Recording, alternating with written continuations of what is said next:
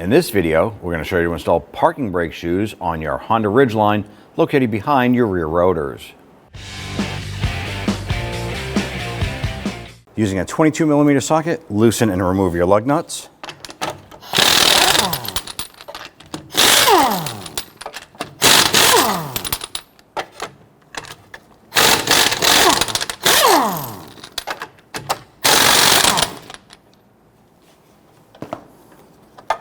And grab that wheel, pull it off,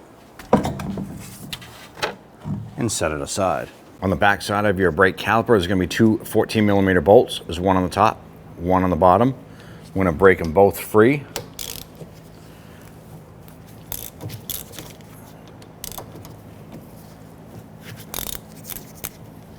We'll go ahead and spin out the bottom first.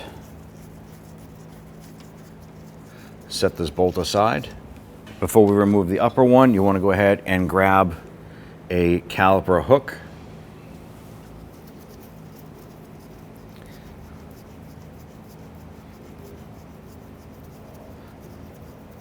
Remove that upper bolt.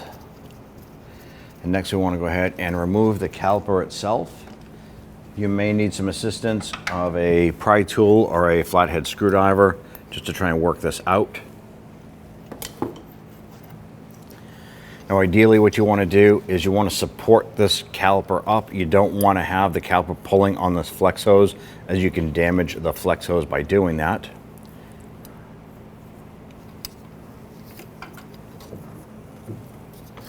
So just support that up and out of the way. Next we can go ahead and remove our brake pads here. Next we want to remove our brake pads. In most cases you can slide them right out, but ours are stuck in there, probably due to rust and some corrosion. So you can use a screwdriver or a small pry bar. Work these out. Now if you're going to be reusing your pads, you want to be careful sliding this out. Don't damage the pad itself. You can gently work this out.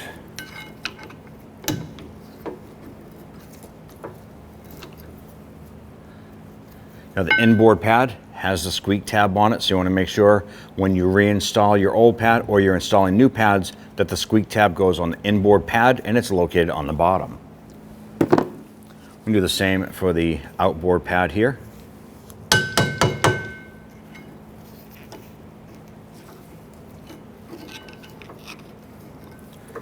And there's no squeak tab on the outboard pad. Now we want to remove our brake caliper bracket. To do so, we have to remove the two 17mm bolts.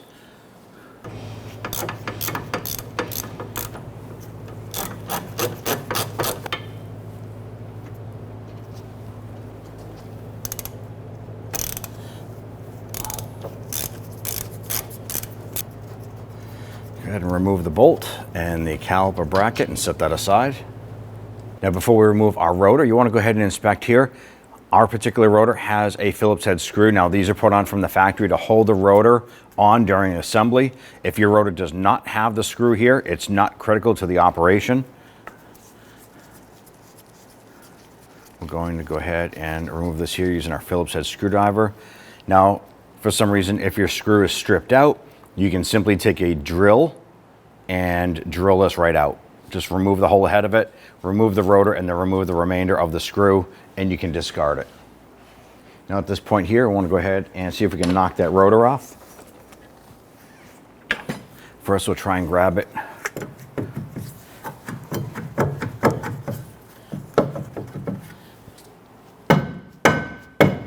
We're just using our dead blow hammer here.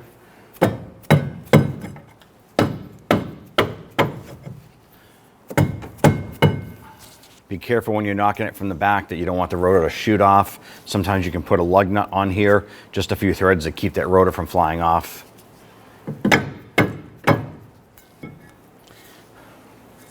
Now when we removed our brake rotor assembly, some of our hardware was rusted and just crumbled apart. So we need to go ahead and replace our parking brake shoes. In our case, we have to replace our hardware as well. It's always a good time to go ahead and do that anyways. I'm going to use my screwdriver. I have a notch in the middle here, and this is great for removing these springs. You just want to be careful when doing this. Now this rearward spring goes over the top of this pin. This forward spring goes underneath this rearward spring. You want to pay attention to that so you can reinstall in the correct manner later.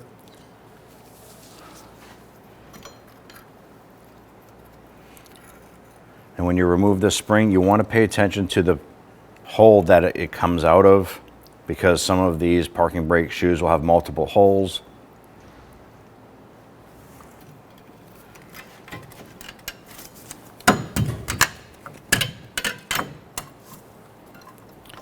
Remove this here. Now as we remove this here, there's going to be a spring down below, and there's also the adjuster wheel down here. So we're going to slide this out of the adjuster. And then we have the lower spring that goes through the front side.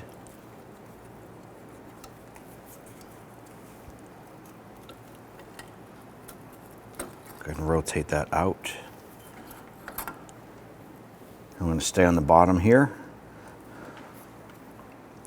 Now this spring goes through the front side of the front shoe, but on the rear shoe, it goes through the back side of the hole. So you can see that the spring is shaped like that. So it's going to come through the back side on the rear and over the top on the front. The adjuster itself, you can wiggle that off.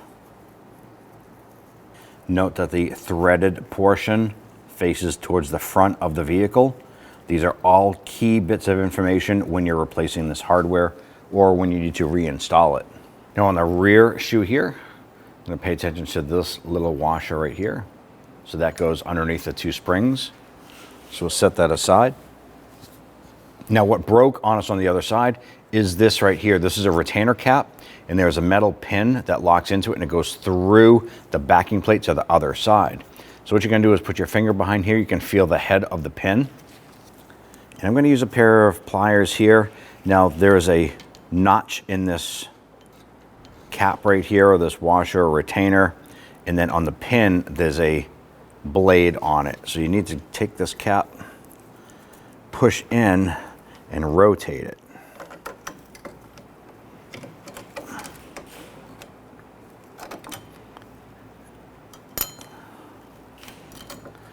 And there it is. There's a spring coming off. These are two separate pieces. You can see the notch through the middle of it. So the pin needs to come through it, and then you rotate the cap for it to lock on. We'll set that aside. Let's go ahead and remove the pin. So you're going to push on it to the front there. And there's our pin. On the other side, the actual locking tab snapped right off. It was so rusted. If they are rusty, it's always good to go ahead and just replace these. Now between the rear and the front, on the top section here, there is this unit right here. You can see that it's arched and it has a spring over here. We'll go ahead and set that aside and drop this down. Now this here is your parking brake cable mechanism right here. It comes around to the back side. So there's a horseshoe retainer right here. So we need to kind of open this horseshoe retainer up and then pull this out or off of the shoe itself. Now sometimes you can get a flathead screwdriver inside this horseshoe area and just kind of work it open, pry it open. Ours is crimped pretty tight, so I'm going to try using a pair of pliers. I'm going to go on the metal bracket right here and onto the horseshoe clip and just try and work it and pinch it.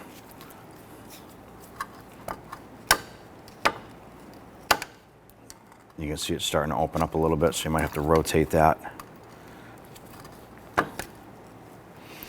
Now if you buy the hardware kit for the springs and everything here, it comes with a replacement horseshoe. You see that it's starting to come off there. Once you get to a certain point, you can try switching over to a flathead screwdriver.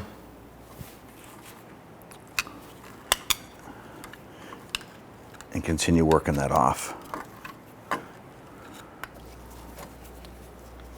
And good whack. Now the horseshoe clip is gone. There is a little spring washer right here. and work that off like so. Now, before we install our new hardware and components here, I want to go ahead and clean up the backing plate. Now, this is a key and structural piece here, so you want to make sure when you clean it, make sure that the metal is solid. If this is falling apart, you need to go ahead and replace the backing plate at this time. Going to use a wire brush, spray it down with some spray solvent,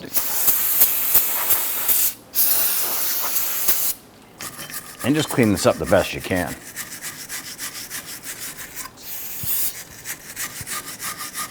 Now, before we start our assembly on the vehicle itself, we want to go ahead and take our adjuster, our new adjuster here, or your old adjuster. You need to clean this up, unthread this here. You want to use your brush, your bristle brush, or a wire wheel machine. You want to clean up the threads. And what we're going to do is take a little bit of anti-seize compound, put a little bit inside here, and thread this in. Now we're going to thread this in all the way, and we're going to do our final adjustment in the end. This side here gets us a little cap here. Now I'm not going to put any anti-seize on this yet because this is just falls out, so we don't want this falling around and making a mess. Now remember, the adjuster threaded part will be facing towards the front of the vehicle. I went ahead and laid out our two shoes. This is the pin for the parking brake activation unit. And then this side here, this is pretty much plain, but it has the arched top right here, and it has a square bottom for our adjuster to fit into like so. So we're going to have that set up. We have this component right here. This goes on the top between these two, and the arch part goes upward. You want to go ahead and clean this up with your wire wheel brush or your machine. You can spray it down with some spray solvent if you find it necessary. Reinstall your spring or install the new spring. Just have that ready to go. Make sure you have all of your parts lined up ready to go. We have our new replacement horseshoe clip here for our parking brake component. So have that ready to go. We have everything organized here. Let's go ahead and start our assembly. Now on our backing plate here, we did clean everything up. Now there's going to be multiple contact points for our brake shoes. And you're going to see these raised pads right here. There's 1, 2, 3, and then there's 3 on the forward side. And what we're going to do is we're going to take some lube here. This is just a silicone paste. And you want to put a thin coat on those contact points. You don't want big globs of grease, just enough to cover those. I'm going to do this on all 6 contact points. So when handling your new brake components here, you want to make sure your gloves are clean or your hands are clean. You don't want to get debris or grease or anything on the braking material. I'll go ahead and grab this here. I'm going to install our new horseshoe clip. I'm going to use some pliers to go ahead and pinch this on.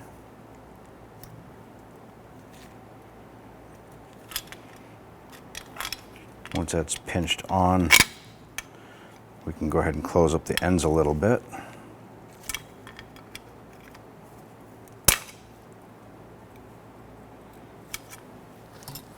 Here we go. I want to go ahead and work this and make sure that that works freely. There we go. Now we're going to go ahead and put our pin in through the back. And it's going to be key on how you position the blade here on the end. You can do it horizontally, you can do it vertically. However, it doesn't really matter. You can position anywhere you want. But the key thing is when you install your cap here, you need to get it over and then you need to rotate the cap or the pin somehow. So let's go ahead and put this through.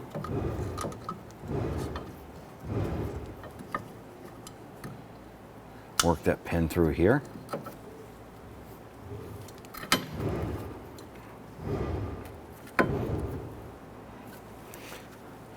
Need to install the spring.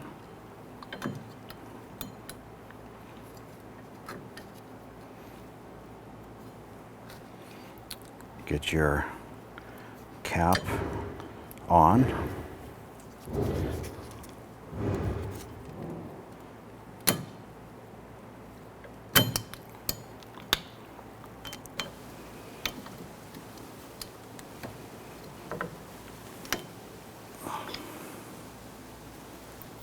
All right, now that we have this locked in, we can go ahead and get the other side lined up, and we'll start to install our upper brace and continue from there.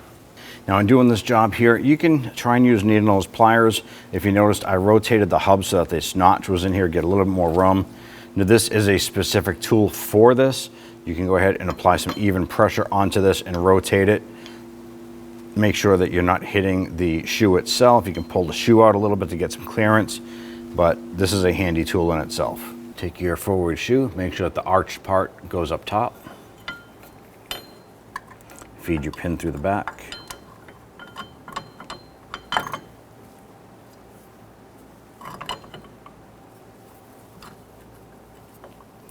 Gonna rotate the hub.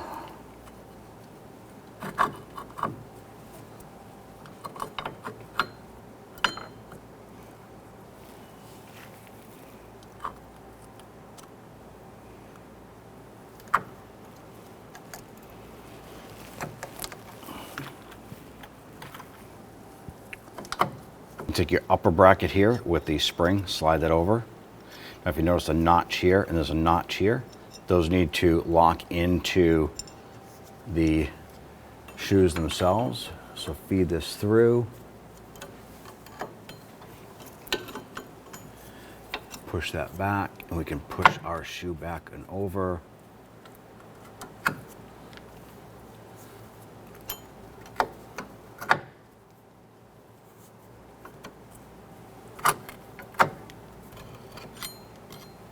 Okay.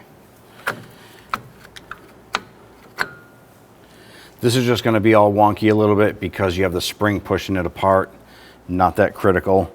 But now we want to go down to the bottom here. Install our adjuster.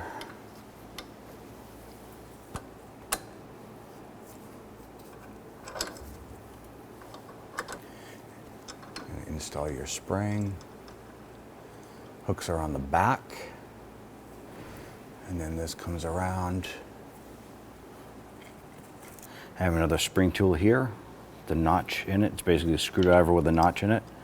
This hooks onto the spring. I'm gonna push that around.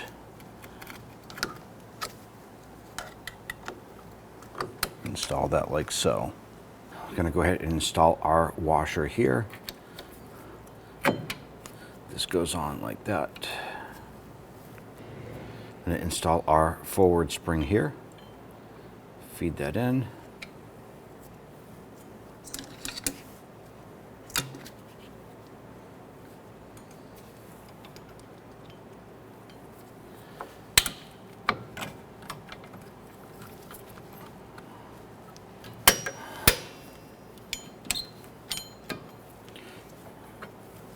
Take your rearward spring. I'm going to do the same.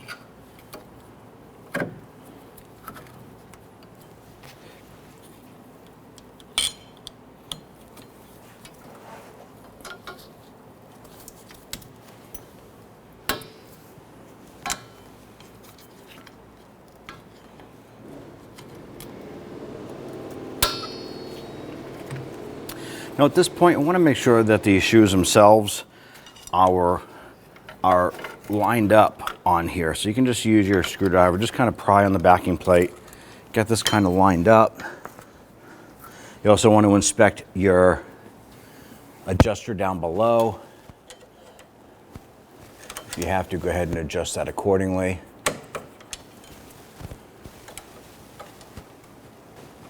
Now once we've gotten all of our springs on, our adjuster is locked up in place, we have our blower spring installed, we want to make sure the gap between the pad material here, or the shoe material, and around the backing plate is pretty much even on both sides. Next step is, I'm going to grab our brake rotor and line that up. And what we want to do is slide this on. Now at this point here, we should be able to get that to work on a little bit. We want to wiggle it back and forth. Now our shoes are on the, say, 3 o'clock and 9 o'clock area. So we're going to go ahead and wiggle our rotor. We don't want it to bind. We want it to just gently slide on with minimal resistance. Now we're getting a little bit of resistance right here. So what we'll do is we're going to come underneath and we're going to adjust this wheel here. Now the adjuster can either bring our shoes in or they can expand them out. At this point here, we want to adjust it so we can actually close it up a little bit.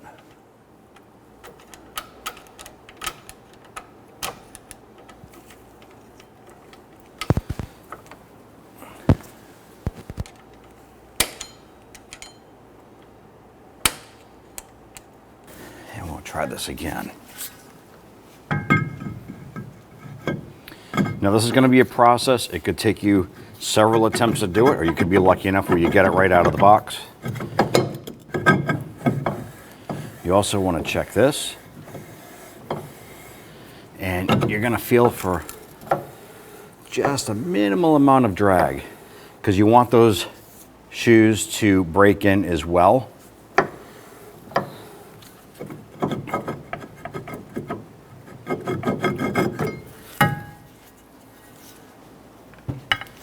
Now continue this process until you get a good fit on this here, and then we're going to go ahead and take care of our hub face. Now before you install your brake rotor for the final time, you want to go ahead and clean up the hub face.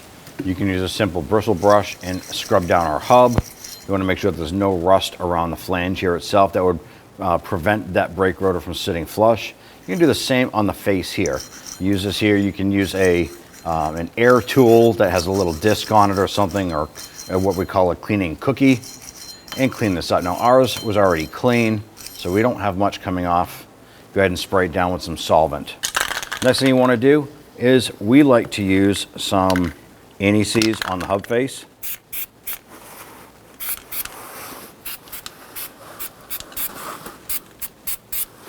Now when installing your rotor, if you do have the screw to anchor the rotor to the hub, make sure you line this up with the hole.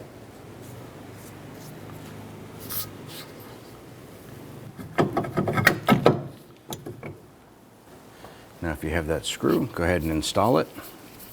If you don't have it, you can simply skip this step. Next thing we want to do is need to go ahead and compress our piston into the caliper itself. So we're going to use this tool. Now you can use a C-clamp and install one of the brake pads here and then use a C-clamp on this. You're going to gently go ahead and compress this. You're pushing fluid back up into the master cylinder. And that is now fully seated. I'm going to go ahead and hang this back up out of the way.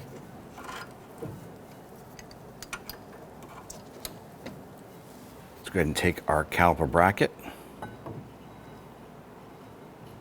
I'm going to get our upper bolt started.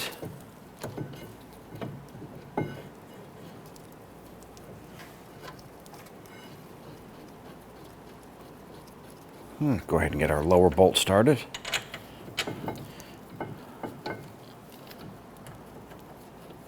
And go ahead and snug these down.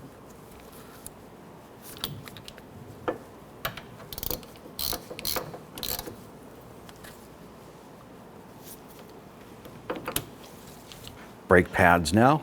Now the inboard pad has a squeak tab located on the bottom.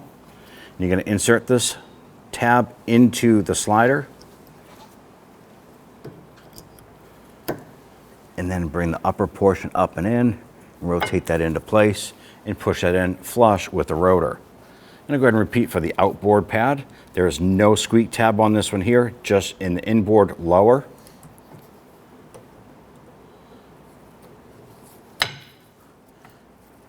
If you notice, I did not put any grease on the slides here. You do not want that. If you put grease on the slides, then that is a spot where dirt and debris is going to stick to, causing resistance on your pads. You don't want that. Now it's safe to go ahead and grab that brake caliper. Slide that right up and over. If you have to, push in on those slide pins just a little bit. I'm going to go ahead and get the upper bolt started.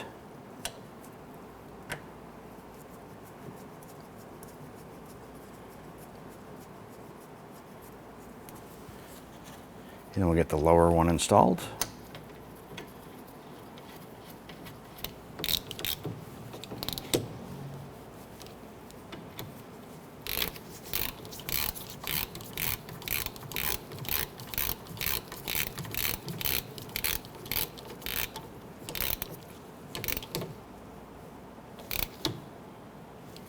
Now let's go ahead and torque down our caliper bracket bolts. These two caliper bracket bolts go to 80 foot-pounds.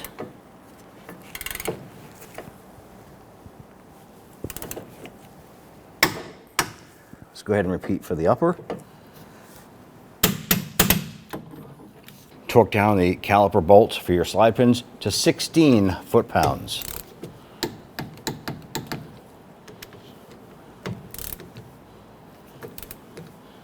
In our case, our slide pin is actually rotating here. So simply going to grab an open end wrench to hold that in place. Now, if you find yourself needing to hold down that slide pin there, you're going to use a 17 millimeter open end wrench and then go ahead and torque that down. Now that you're torqued here, you want to go ahead and hop into the vehicle, pump up the brake pedal, make sure that the piston here expands and that pedal firms up. You want to go ahead and repeat this process for the driver's side. Grab your wheel, line that up. Let's go ahead and get your lug nuts started by hand. Once we get all these started by hand, we'll go ahead and snug them all down.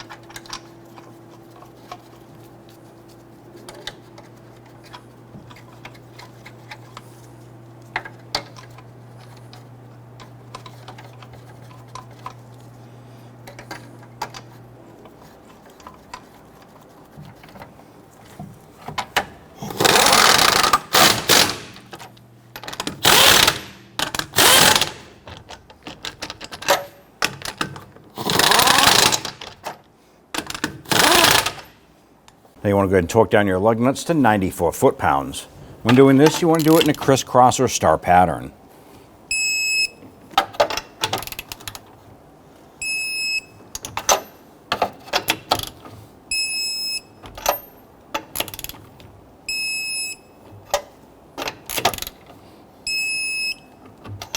And you're all set.